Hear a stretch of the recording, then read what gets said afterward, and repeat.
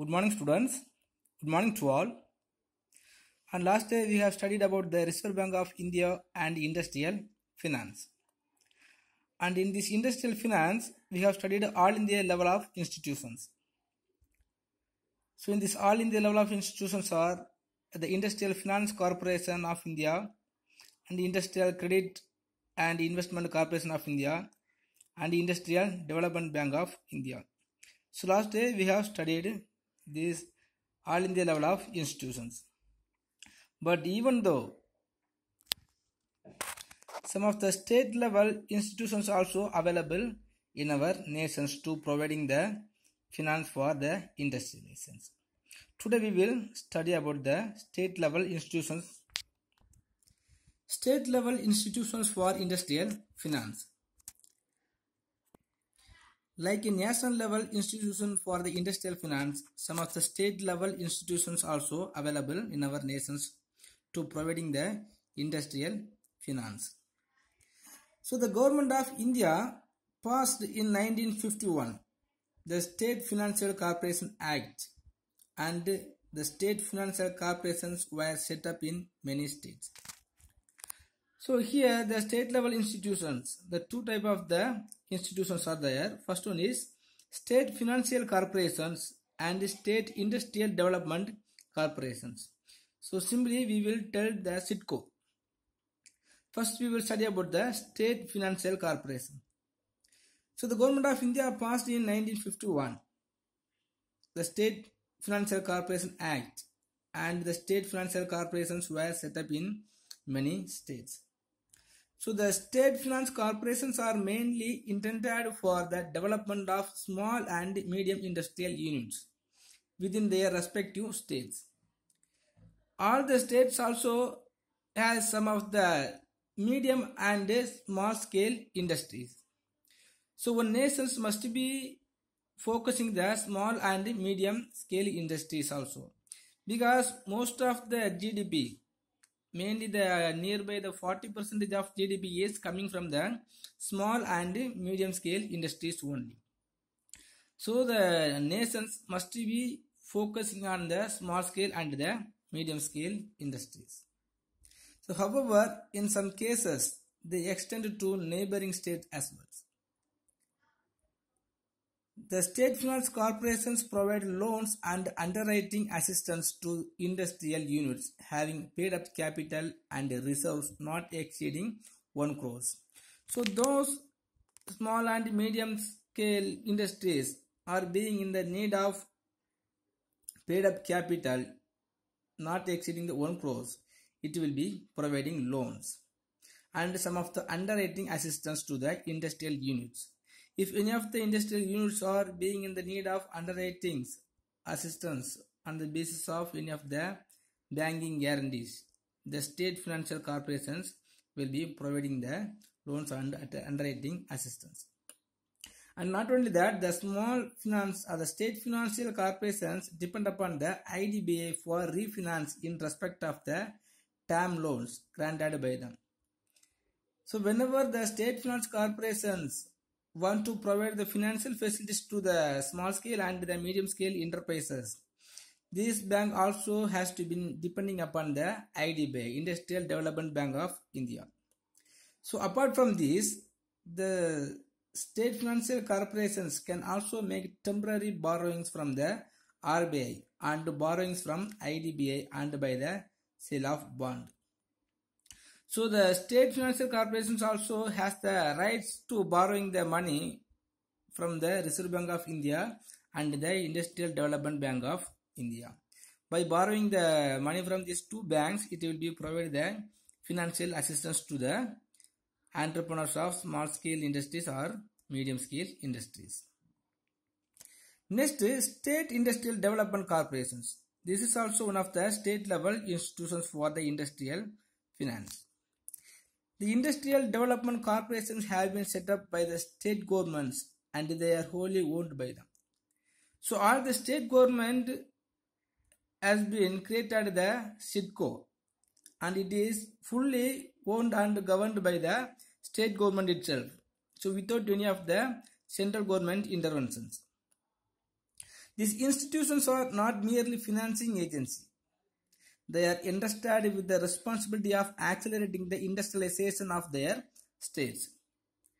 All the nations or all the states must be taking the effort to increasing the industrializations on the respective states. Then only on the basis of the resources, availability resources, the industrializations will be increased. Some of the states only will have the proper circumstances to produce any of the particular commodities. On the basis of the availability resources, all the states has to improve the industrializations. Okay, so when they are established the industrializations, if they need of having the financial assistance, so when the time of being in the need of financial assistance, so the SIDCO, the State Industrial Development Corporations, will provide the industrial finance. The SIDCO provides financial assistance to industrial concerns by way of loans, guarantees and underwritings for direct subscriptions to shares and debentures. So when they are providing underwriting the loans or direct subscriptions means I will tell you later. So they will providing the shares and debentures by selling the shares and debentures or issuing the shares and debentures. The State Industrial Development Corporations will provide the financial assistance for the state level or the small and medium scale enterprises. So the project techno-economic service, the SIDCO undertake the development of industrial areas by providing all infrastructural facilities and initiation of new growth centers. By establishing the new growth centers, it will be take the initiations in many industrial sectors. They also administer various state government incentive schemes. SIDCOs get refinance facilities from IDBI. So the SIDCO also will have the rights to borrow the money from the IDBI. They also borrow through bonds and accept deposits. So the SIDCO also will be having the rights or the power to borrow the bonds and accept the deposits. Next, monetary policy. So this is also one of the important concept in our banking lessons. So the monetary policy is the macroeconomic policy being laid down by the central bank towards the management of supply and interest rate. Already we have studied the supply of money and controlled the interest rate is the main tools of conducting the monetary policies. So the monetary policy is the macroeconomic policies, because in this macroeconomic analysis is the monetary or the money related or supply of money is being as very core places. So the supply of money only is being as a very core point of in this macroeconomic analysis. So the monetary policy is the macroeconomic policies, and it will be laid down by the central bank towards the management of supply of money and the interest rate, fixing the interest rate. So it is the demand side economy policy used by the government of a country to achieve macroeconomic objectives like inflation, consumption, growth and liquidity. So normally, so the demand side economy policy only used by the government of a country. For what mean? To achieve the economic macroeconomic objectives. What are the macroeconomic objectives means? So controlling the inflation, consumption and growth and liquidity. So the monetary policy gained its significance after the World War II, thanks to the initiation made by Milton Friedman, who is associated with the doctrine of monetarism. In these monetary policies, we must know about the two concepts, the expansionary and the contractionary. The expansionary monetary policy is also called as a cheap money policy. The expansionary policy is a cheap money policy. When a monetary authority uses its tools to stimulate the economy. So we have studied the basis of trade cycles. So after the recession period, the nations have to take the more effort to improve the economic. So what are the ways or what are the undertaking is taken by the central government or the Reserve Bank of India is called as expansionary policies. Otherwise it is called cheap money policies. An expansionary policy maintains short-term interest rate at a lower than usual rate of increase the total supply of money in the economy. So when we are providing when the Reserve Bank of India lending the financial assistance with the low rate of interest, that is called expansionary policy or cheap money policy. Cheap money policy means just you keep in your mind. So the money can easily get by the way of fixing the low rate of interest. When the Reserve Bank of India fixing the low rate of interest, all the consumers or all the individual persons or all the entrepreneurs can able to get or borrow more money from the bank. Okay, because the rate of interest is very low. Okay, because of the low rate of interest, so all the persons will borrow the money and they will have the more chance to consuming any commodity what they want. So by the way of low rate of interest, all the entrepreneur can have the power and interest to purchasing borrowing the money from the Reserve Bank or any other commercial banks. Okay, so because of that they can able to establish the new industries throughout the world and states. So when they are established the new industries, the supply of commodities will be increased and the economy also will be recovered from the basis of recession period. And the cheap money policy also it is traditionally used to try to combat unemployment by lowering interest rate in the hope that less expensive credit will entice the business into expanding. So normally one of the speculative motive of the Reserve Bank of India only the cheap money policy is issued.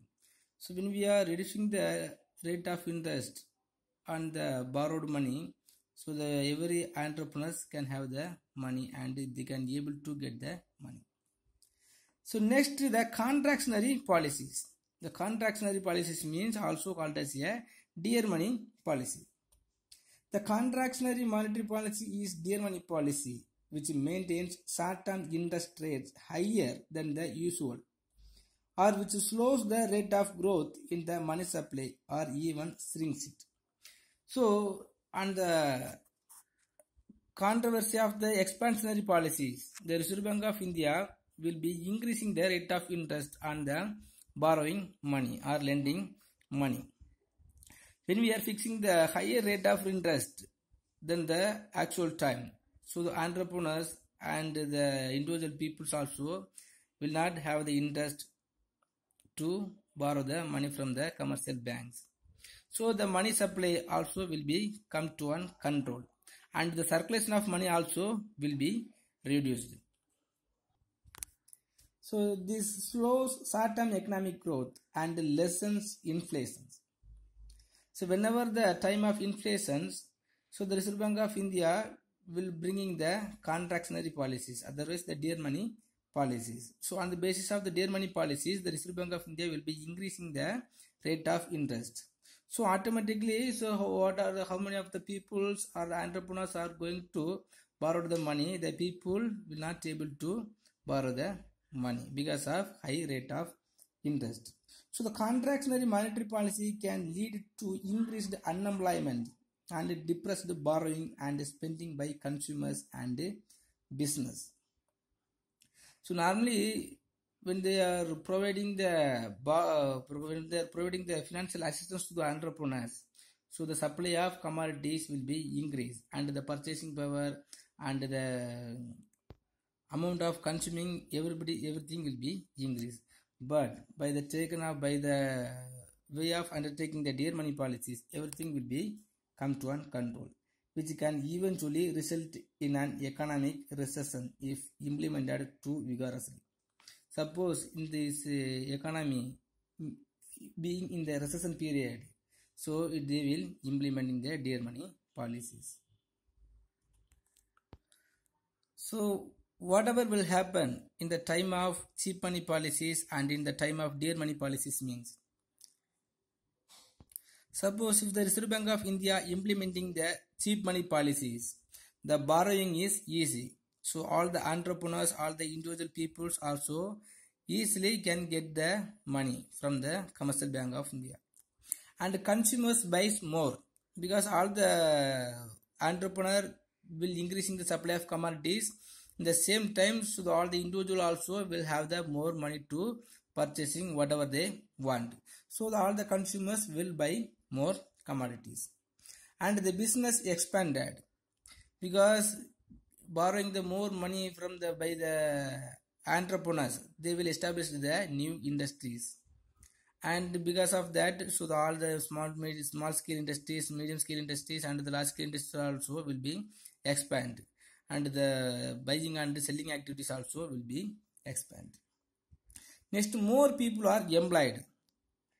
So when there is more supply of commodities, and the demand also will be increased. On the basis of increasing the demand, so the more people will get the employment opportunity. Whenever the industrializations are going to increase on the basis of expanding the level of expanding of industrialization, the employment level also will be increased. Next, the people spend more money for their country. Because whenever the industrializations are going to increase, they will get the employment opportunity and they will get the remunerations in any of the forms. And their purchasing power also will be increased. And the people will spend more money on the comfortable commodities and the luxurious commodities also.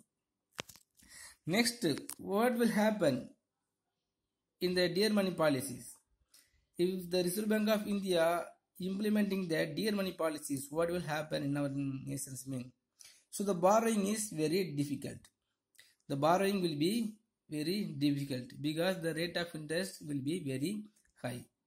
Because of the high rate of interest, the no entrepreneurs and the individual peoples will not ready to purchasing any commodities.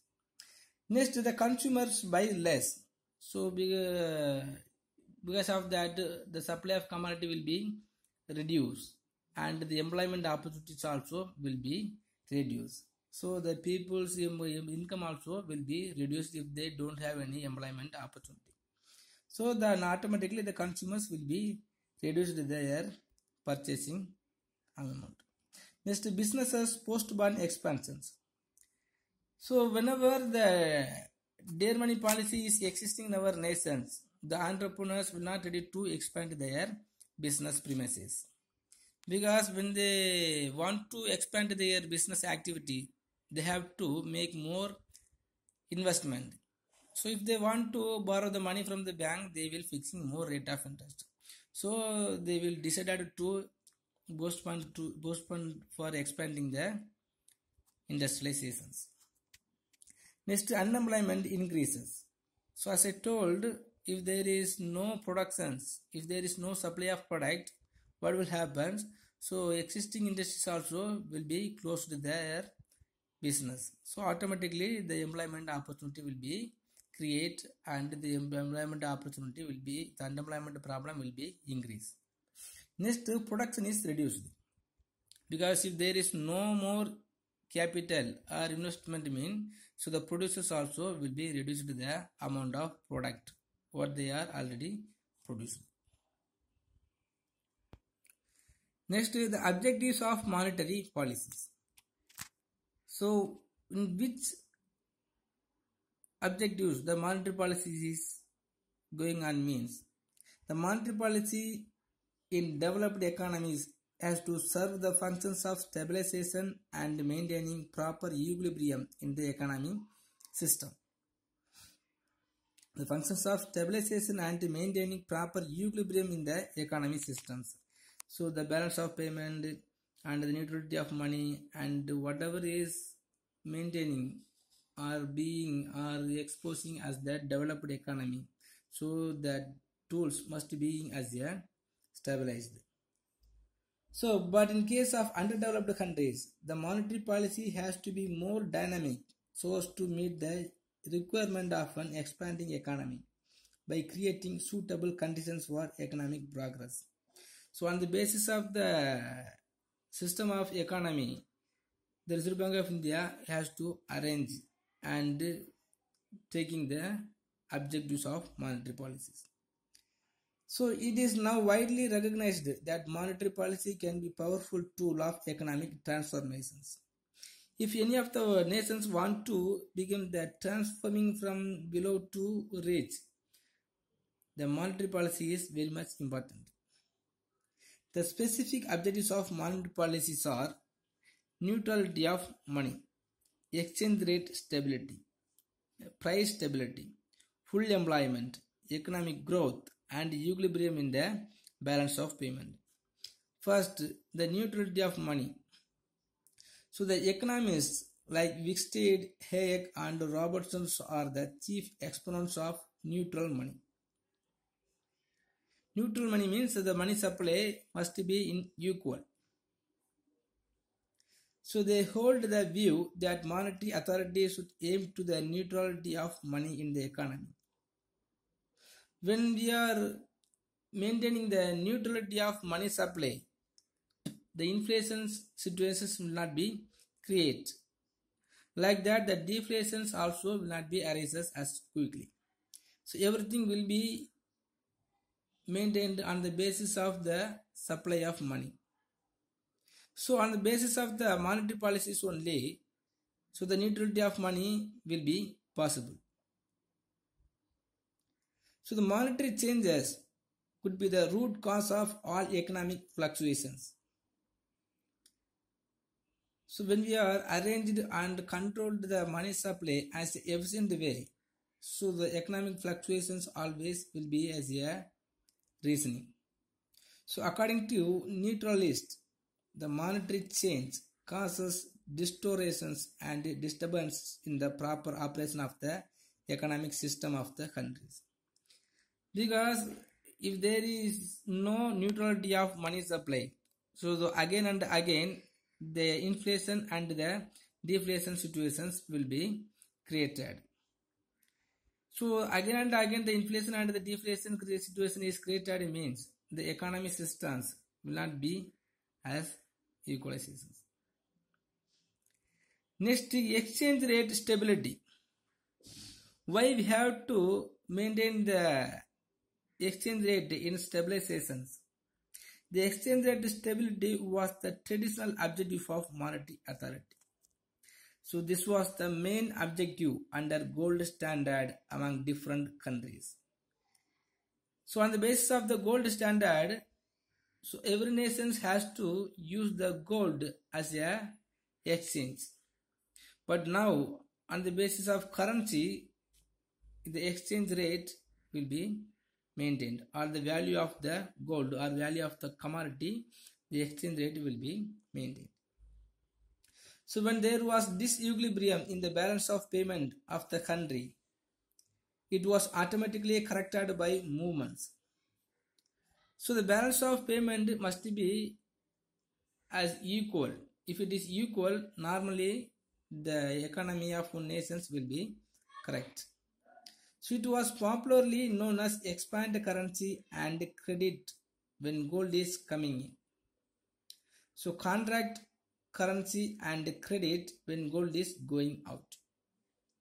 The system will correct the disequilibrium in the balance of payment and the exchange rate stability will be maintained. The balance of payment only will bring in the proper exchange rate as the stability exchange rate. So it must be noted that if there is instability in the exchange rates, it would result in outflow or inflow of gold, resulting in unfavorable balance of payment. So on the basis of the gold, only we can maintaining the exchange rate stability. So therefore the stable exchange rates are advocated if we maintaining the proper economy. Okay students, now I think it's enough.